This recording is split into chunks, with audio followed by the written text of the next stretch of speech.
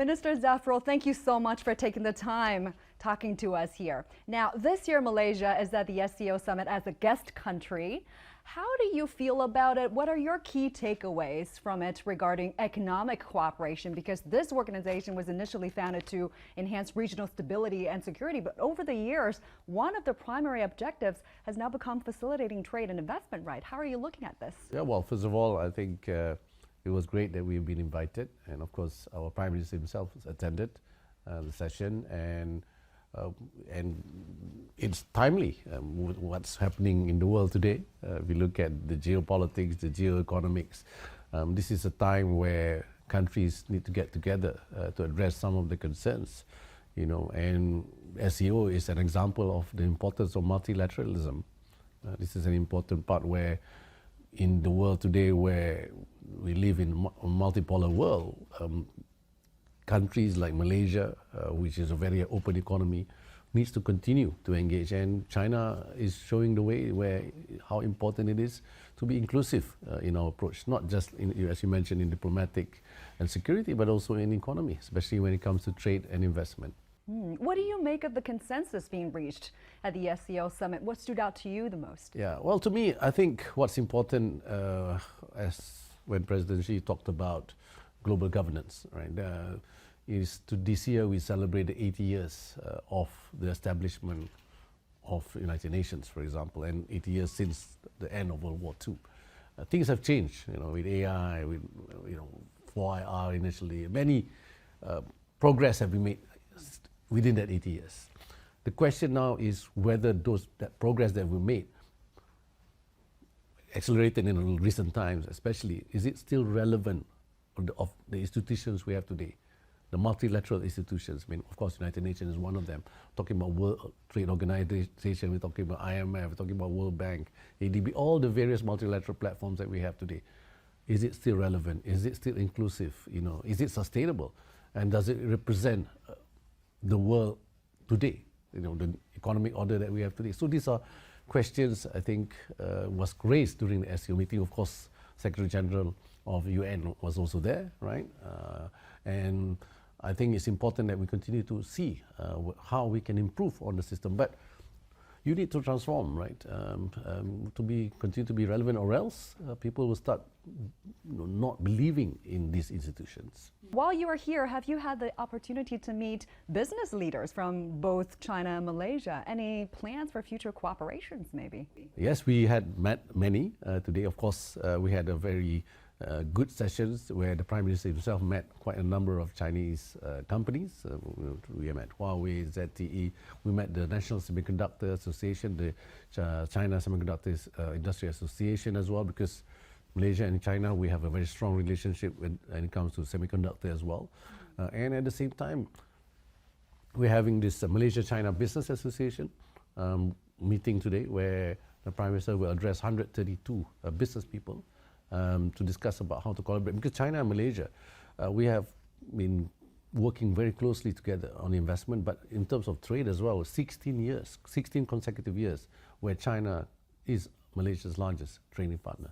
That's right. And speaking about that, you know, the trade between the two countries last year hit a record high of over $212 billion US dollars. What do you think is fueling that trade boom, and where does Malaysia want to see more cooperation? Yeah. I mean, in today's world, China, of course, is not just Malaysia's largest trading partner, it's also ASEAN's largest trading partner. So Malaysia, of course, is chair of ASEAN today. We have just recently upgraded the ASEAN-China FTA. And in October, all the ASEAN countries will be signing with China the new ASEAN-China FTA, version 3.0, pushing ahead on the digital and green agenda. So we feel that with that upgrade of the FTA, there will be further trade between Malaysia and, of course, ASEAN countries. And don't forget, we have the Regional Comprehensive Economic Partnership, RCEP, where China, of course, is part of RCEP together with other countries in ASEAN, and, of course, Australia, New Zealand, Japan, and Korea is the biggest trade FTA in the world. So, so to say that globalization is dead, I think is still premature. But, of course, at the same time, we have challenges, and for us, as a Malaysian economy and representing ASEAN, it's important to come to China engage the business entities, the business people here about how we need to strengthen our relationship when it comes to trade and investment. On top of being Malaysia's biggest trading partner for 16 consecutive years, China is also the second largest foreign investment source for Malaysia. And the big ones, if you take a closer look, high-tech industries, automotives, also infrastructure. What do you think that Malaysia can offer to keep attracting these investments? And where do you see room for more growth? We've seen strong interest in the high-tech sector. You just mentioned that sector. In fact, on Thursday, the Prime Minister will be going to our automotive high-tech valley, where it's primarily driven by investments from China. We have Geely there, a big presence of Geely.